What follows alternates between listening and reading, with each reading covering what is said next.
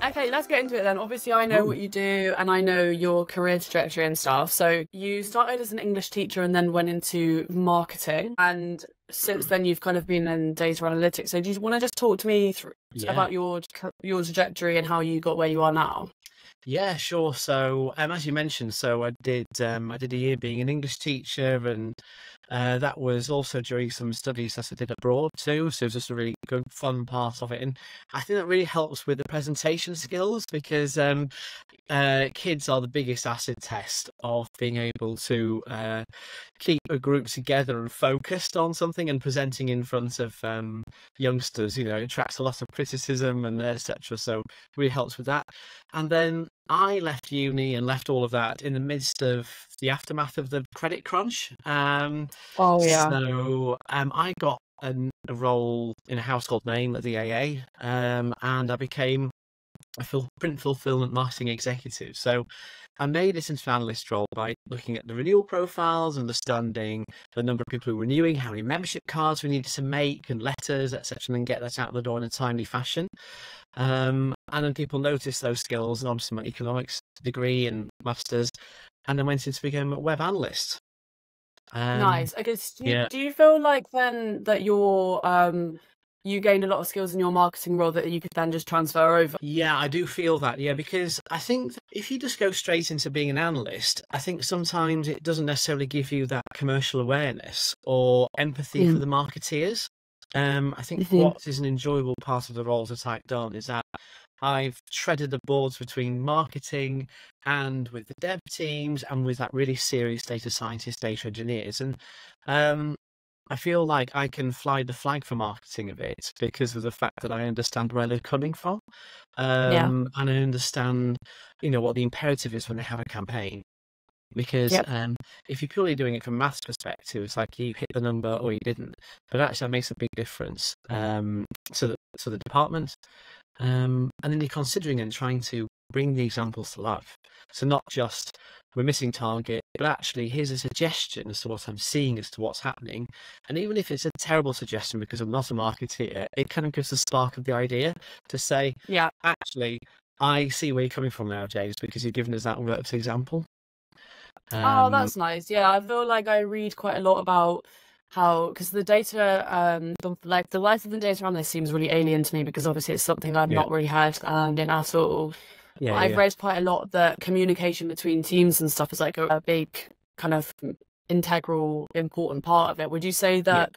that you find it a little bit easier to communicate between teams because you've been in marketing before and stuff, or is that something you've had to work on? That's a great one. So I feel like I had a basic basis when I first started, but I think that how others can work on that and improve that is to become a bit of a subject matter expert. So to understand obviously the data, but to build those relationships with marketing. And there's those big phrases like stakeholder management. But actually what it can boil down to is to say, actually, if you've got a team day, could a few of us join you guys for a marketing team day? Or if there's a content team day, could we join you for a couple of hours? And just having that context helps with the communication.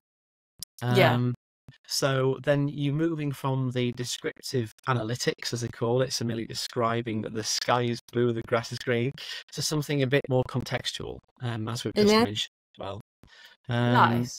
and then it builds up relationships with the people and then with those leaders within the team. Yeah. And do you think that because obviously data analytics can be quite complex and sort of Yeah. you're using like specialist terminology and kind of processes and softwares and stuff like that. Do you find it difficult to communicate things in simplistic terms? Because obviously like part of your job is to communicate with other teams and they may not necessarily understand you. So do you feel like you're having to work to put things in layman's terms? Occasionally, I do quite like plain English. I sometimes joke about my plain English campaign. Obviously you've worked with Mel, and I used to work with Mel, and I used to sometimes say about having a plain English campaign about things and about say sampling of data. And I'd say, well, actually, that's like trying to find a lost watch on a massive beach, and you're just looking in a specific sample. And that's why the limitation of sampling, for example, because you can look at one bit and it's not there. you're assuming it's not anywhere. You've got Right. to pull the whole gambit to understand. So you can bring it to layman's terms with analogies and metaphors. I think also, if that is not possible at all, just go with the so what. So rather than what you are doing, go with the why you're doing it. So Hmm. I am doing this process, which you don't need to concern yourself about, but what it'll have the impact will be for you is that we'll be able to understand X, Y, and Z for your campaign, for your audience as well.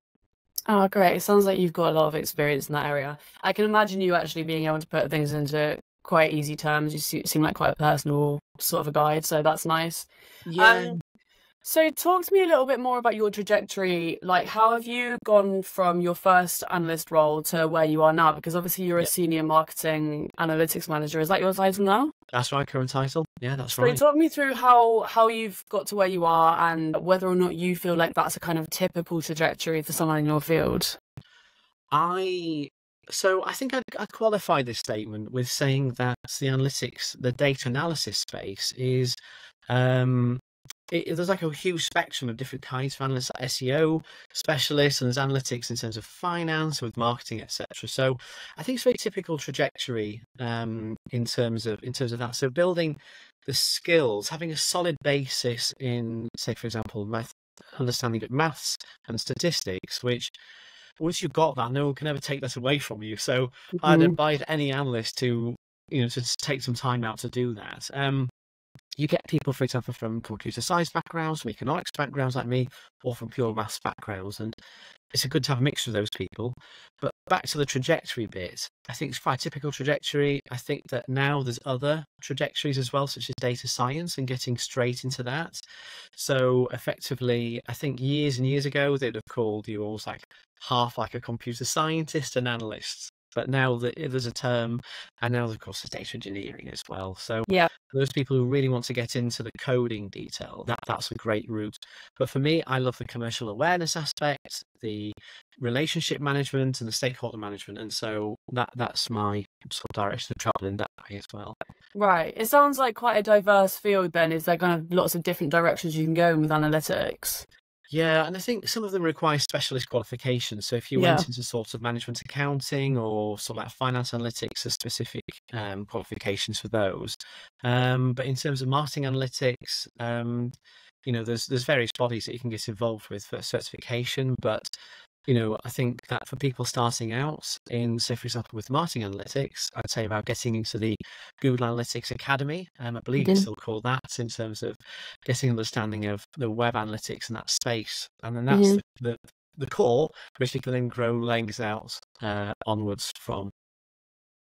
And Nice. then trying to understand, and this is which takes the young analyst to the next level, is understand the goals and objectives of the team you're working for, Right. of the partners you're helping and assisting, and the Yeah. wider company. So you're not just, as I said, the sky's blue, the rest is green. You're saying why it is, the so what. And then that takes you to that next level. And that's how to sort of begin to move up the ladder and have those high level conversations as well.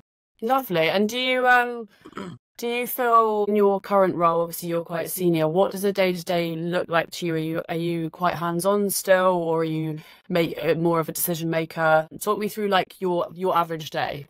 Yeah, I think the average day at the moment, so fairly new in this role, but the average day at the moment is actually, concerning myself with sort of leading the team, inspiring the team, and looking at these new tools, that are being brought on board, looking at the new capabilities, and to say, how can we leverage this for the long-term benefit of the business? Yeah. And that's a really exciting aspect of it. On my previous role, and mine tools, it was very much hands-on, but in order to provide insight for clients. So that was really exciting aspect, because you had major brands and you're providing insight to them to help with those Yeah. renewals, those upsells, and I love that sort of tangible aspect to it, to help the sales team make the sale, and it was Yeah. that's a great process here to be part of. Yeah, there's nothing more rewarding than feeling like you're actually making a difference to. Making a difference. Yeah, Yeah, it's essentially. really nice. And you're at National Trust now, aren't you? National Trust, yeah, that's right. And Yeah. what made you choose that? I would love to work for the National Trust. I've always been like when I was in my Yeah. early 20s, I had like such a hyperfixation on Mhm. National Trust, and I would Yeah, like yeah, go around yeah. and visit all the different sites. Nice, yeah. So what attracted you to work with them? I think what's really attractive about the National Trust is the fact that it's a values-driven business. So it's, this is a not-for-profit. There's no shareholders. It's, values-driven.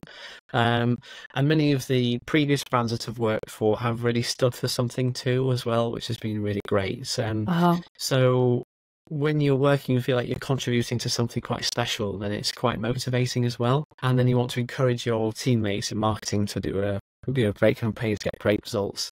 And you're just thinking about how best to make that happen for them as well. Lovely. And what kind of data sets are you looking at there? Like, what are you like? Yeah. What's a project that you'd be working on at the moment, for example? Yeah, so I think some of the key stuff is about creating that single view of the members. So there's lots of different, say, business units within the National Trust, and like the food and beverage, the properties, the donations, and trying to bring that together into one coherent whole. Basically to say, actually, let's get a combined understanding of who these users are, because the data's been going to silos. We'd like to bring that together for that combined insight, so we can have better conversations with the user.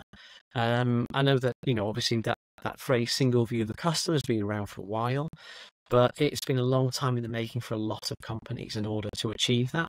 Yeah. And it's something which, lots of companies are still grappling with.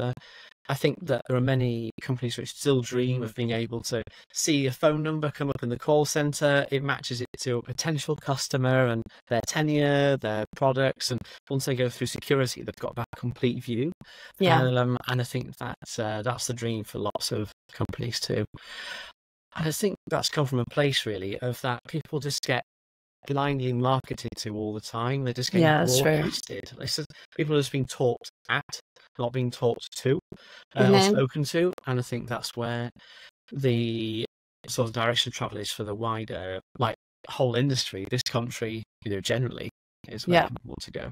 Yeah, absolutely. Yeah, that's great. And could you tell me a couple of things, like specific things that you enjoy, or a couple of maybe more challenging things? And I know that I think one of the main concerns we see with people that are looking for a career in data analytics is kind of how complex that shift would be from one career to data analytics. So tell me about some challenges in that area, or positives, or both. Yeah, definitely.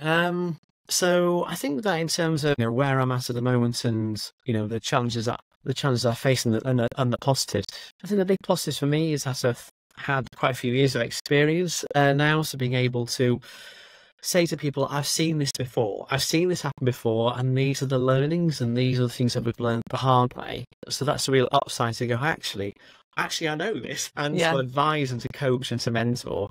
And I think the challenges faced, not really a challenge, but it's something that we've got to be incredibly aware of. It's, of course, good data governance. Right. So obviously you want to have a complete understanding of the customer. You want to analyze everything on the nth degree, but really good data governance says that data should be on a need to know basis. So different analysts will be able to see different things about the customer or certain different data sets. But I think for people starting out in the analytics space, I'd advise trying to find that first role, but in that first month or first 6 weeks, try to find someone within the company who has either had that same direction of travel, that same career progression, or to find a mentor. Yeah. And also for them to assess their skills in terms of, maybe even just do a little analysis of their own skills in terms of, I've jotted a couple of down, so like presentation skills, commercial awareness, the mathematical skills, and also that willingness to do regular reporting. Yeah. So you've obviously got all this ad hoc stuff. You imagine people coming to your desk and asking you for interesting insights, but there is a rhythm to it, like at month end, at the end of a week perhaps, or there's regular updates that people need. And the trick with that is as well to automate it. Right. Okay. So, to consider how can I best do the automation on this? How can I make this run? my advice to an analyst starting out as well is to automate things as quickly as possible, so then you can spend more time reading your own report Yeah. before you send it out. So, with content specialists, they'll be proofreading like mad, and sometimes with analysts, sometimes I've seen it where it's like, well, the machine must be right. Actually, just read your own report, pre-out the questions, have those answers ready if required, and that's some Great. yeah, that's what I advise. Yeah, that's some great advice. And yeah, perfect. And obviously you've been in the space for quite a long time, so you'll have like tons of experience. How do you see like the future of analytics changing? Has it been influenced by or like evolving tech and how so? Yeah, I think AI is a great one. I think that people talk about the benefits of AI or the potential benefits of AI in the future. I think the place of the analyst is, of course, to explain and to leverage that Yeah. technology. Yeah. But I think that what isn't being discussed very, very often is about analysts refereeing and to monitor what outputs are coming out of the artificial intelligence, Right. and to say, that the analyst would have the contextual understanding as to how the machine works effectively, Hmm. and to say, is this making sense? Is this working as best as it can be? You can train models to look at comments that people have left on the website, and that natural language processing model can sort of decide if it's a positive or negative statement. Yeah. But what if it can't detect sarcasm, for Right. example? And Yeah. it's that sort of that analogy that I give. So there needs to be an element of the analysts being like the custodians or the guardians of it a little bit, and the Yeah. referees just to make sure that it's behaving as expected. Yeah. Yeah, 100%. I feel like we're seeing a lot of a bit of a rise in AI tools in marketing. Yeah. And it does just seem to be like the general consensus that you just need to be working with it as opposed to just like letting it do everything. Yeah. Because obviously there's only so far I can go, isn't there? You're right, it can't detect sarcasm and all those like little human things. Yeah. So were you gonna say something? Oh, no, I was just going to mention that also, that AI sort of, in terms of this space, that the analyst would be saying, actually, understanding how it works, because it synthesizes information from all corners of the globe to Yeah. constantly. It's boiling down thousands of data points to one little answer for you. Uh-huh. And to say, actually, is this original thinking, which it isn't necessarily, Mhm. and for for people to be aware of that as well. Yeah, 100%. Yeah, that's a good point. And what other tools are you using at the moment, other than like AI and bits like that? What kind of tools would you use in like a regular day, or Yeah. maybe people that are a bit more junior to you? What are you using? Yeah, so I think what I'll do is I'll spread this across my different roles, if that's good as well. So I think web analytics tools, is still a really great basis, because I think that you have people that think, oh, that's the web analytics, and then that's the customer data. These are the same people, just being reported on in different places. Yeah. So web analytics, understanding the user, the behavior on the website, if it's like a website-driven business, is still a key thing. So Google Analytics and Adobe Analytics. Incidentally, I'd recommend for people to get an appreciation of both. If you can understand Adobe Analytics, you're part of a really exclusive club of analysts there. So there's some good roles out there for people. Okay, that's good point. I think that's a great basis of understanding of product performance, and then going into the data sets such as the likes of Salesforce, to look at those individual accounts and those individual users, and to get that understanding. And from there, you can build on things such as not just acquisition and sales, which people always think about, but retention and how are users being retained. Right. Arguably for a lot of companies, it's cheaper to keep people rather than try to acquire new ones. Yeah. How can the analyst provide information to the marketing department about Mhm. how things are going and how they can make things better? It is. Makes two on retention. Great. Okay. Another thing I was going to ask is, obviously you mentioned that it's great if you can go into a new company and find like a mentor or someone to guide you and kind of teach you the tips and tricks of the trade. We completely agree with that. I think it's always great to have a mentor or just someone to guide you. And I think it's also important just in the respect that it's good to have someone to keep you up to date with like evolving technologies and stuff when you're in that field. And I was just wondering how you keep up to date, or whether you're part of any kind of communities or forums or anything like that might be good for our students or people looking to get into the field. Yeah, so for me, I think if you get yourself onto LinkedIn, Mm. and onto the product providers, sort of, pages, there's lots of things such as with Snowflake, which is a major sort of, data warehouse tool.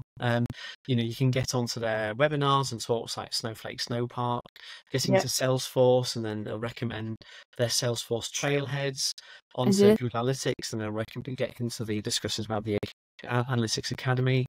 And what I can do as well, there's a couple of other like newsletters, articles, and some Mm. Slack channels. I'll ping you an email over if that's good for you. Well, yeah, Regard, that'd be great. good. There are some great Slack channels as well, so you can actually install Slack on your own personal PC or Mhm. laptop, and then you can be part of some great discussions as well. Mhm. A couple of podcasts as well. I'll send you over to some interesting ones. Oh, yeah, But, nice. I love a podcast. So much easier than reading yeah, oh sometimes. gosh, totally. And I think different people's learning styles Yeah. is great. Um, and also there's other companies, such as Alteryx, which, bring sort of data together, and you can Yeah. get the processing within Alteryx. They have some great sort of like newsletters Yep. and it's signposting for training on their site too. And also what I'd like to add, just in terms of the mentoring, is that it's great if the leaders, data leaders or data managers within the company can set up a guild. Right. Okay. So you've got maybe your finance analyst, you've got your marketing analyst, you've got your, people who are just commercially minded being brought together in maybe a Teams channel or a Slack channel, Yeah. and then they can share those different experiences. Yeah. Because it's also from a place that these people might have been economics graduates or maths graduates, Yeah. and it's also different backgrounds and skill sets which can be brought together too.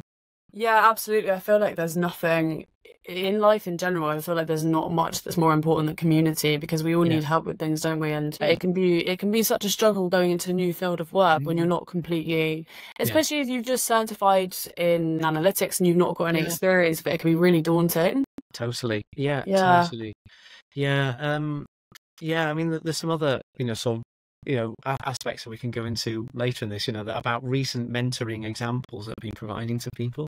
So some Yeah. feeding Oh, into questions, yeah. yes. Go ahead. Yeah, well, I say in terms of, recent mentoring examples, I've had some catch-ups with people regarding presentations that they've made.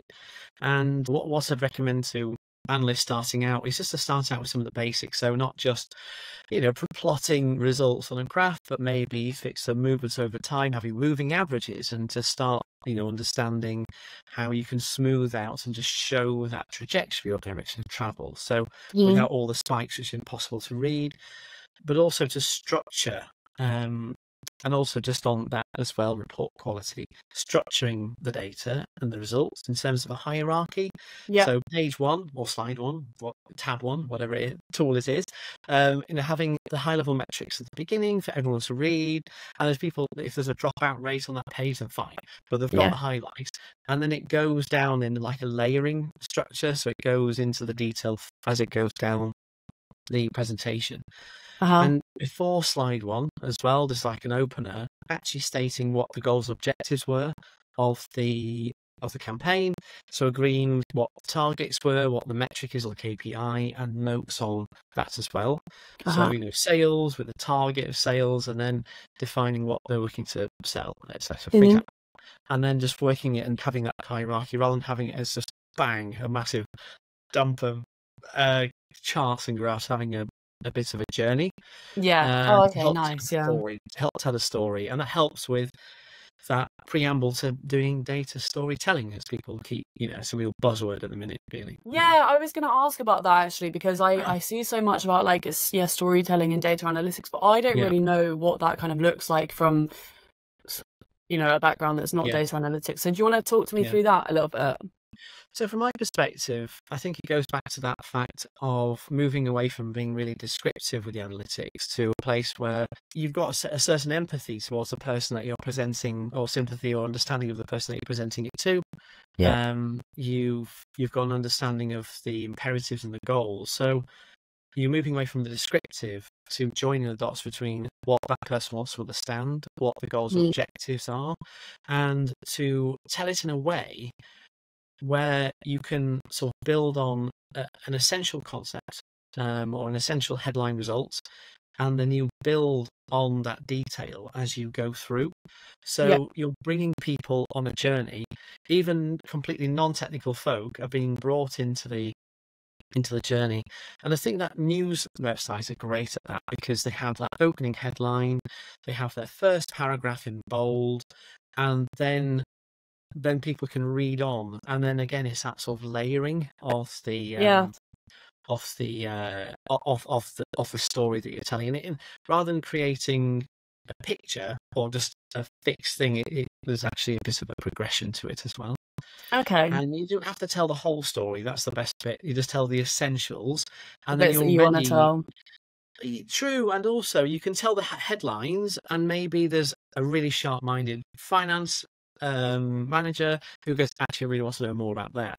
Right. And you've got that other chapter, in quotes, that you can go into with them. So you've got those sorts of different sort of pillars, and you can pick one or two that you want to really point out, and then you've got the others which you can go into if needed as well. There was books years ago where you could sort of, or if you want to see the story go in this direction, flip to page 91, and you could choose Oh, your yeah. own story or outcome. But it's still the same sort of information pack, but Yeah. you pick the essentials, you pick what's important, and then go from there, basically. Yeah. Oh, lovely. That's really. I feel like you've made it sound like a lot more appealing to me. I Yeah. like the analogy of the pick your ending storybooks. They're always good fun. Yeah, and I think the thing is as well, just on that, just as a caveat as well, is I think the role of the analyst is to, if they see fire, shout fire. If there's a problem, tell people about it. And I think that people who are new to this space are desperate to go to management and go, everything's going all right, I promise, we're on it. Yeah. But the thing is that if things aren't right, then just tell people about it. It's absolutely fine. Yeah. But just as a warning to those people who are starting out giving bad news, you tend to need to do more preparation to deliver bad news than good Yeah. news, or indeed the same level of preparation, but be prepared to present a lot more of those pages in that book. In that pick your own ending book, you'll be reading a few more chapters out to people than with a good news story. Okay, right. Yeah. Nice. And what would your advice be for someone that needs to deliver that bad news to the stakeholders? Empathy, communication. Agreed. Empathy, communication. I think it's also about starting with the high level and to consider who you're presenting it to. Yeah. In terms of what they need to know, and I think how you achieve that is about relationship building and understanding their goals and objectives. So telling them what's happened, but the so what in the context of their line of work. So then, because what they'll be desperate to know is how they can help to turn it around. If you can signpost certain aspects which is within their gift to improve, then they'll be really grateful for that information. Lovely. Okay. Would you say that that's one of the tougher parts of being an analyst or being in that field? Used to be. Yeah, used to be, definitely.